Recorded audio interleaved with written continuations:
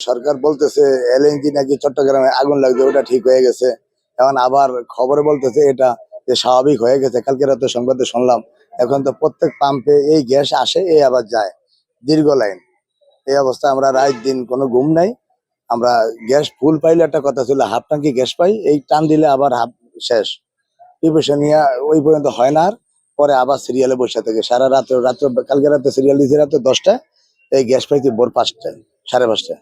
এই গ্যাস নিয়ে চোখ ঘুম নেই, আবার ডিউটি করতাম মালিকের, এই ডিউটির জন্য চলে আসছি, চোখে ঘুম, আবার এখানে গ্যাস শেষ।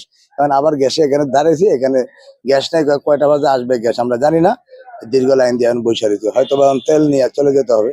তেলের দাম তো 150 টাকা, গ্যাসে হয়েছে 43 টাকা। এটা কি পোষায় এমন করে বলেন? এখন সাধারণ জনগণ যারা আমরা আছি তারা ভুক্তভোগী। এবং সিএনজি যারা চালায় ভাড়া চালিত, এই সিএনজি লোকের কি দশা? তারা তো এই যে আন্দোলনে নামতে চায়, আবার পথ আর আটকে বিভিন্ন জায়গায়, ঢাকা শহর দেখি। কারণ কখন কি হয় বলতে পারি না। সরকার যদি এটা শুরু না করে, তাহলে আমি মনে করি যে এটা সাধারণ জনগণ এই পেটে যদি আঘাত লাগে, তাহলে তো মানুষ তো রাস্তায় নামতে বাধ্য হবে। আরো 2-3টা পাম্পে দেখলাম অনেক সময় দাঁড়ায় রয়েছে লাইন, অনেক লোকজন জল দিচ্ছে না। প্রেশার মনে করেন এখন প্রেশার থাকবো 200, এখন প্রেশার আছে হুদা 115, 20-15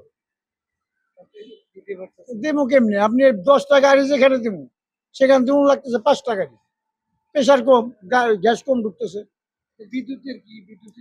বিদ্যুতের একই অবস্থা।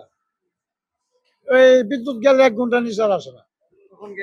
না, যদিও 2-4টা গাড়ি দেয় প্রেশার একবার করে লাগা, কারণ আমাদের গ্যাস তো বিদ্যুৎ ছাড়া দেওয়া যায় না।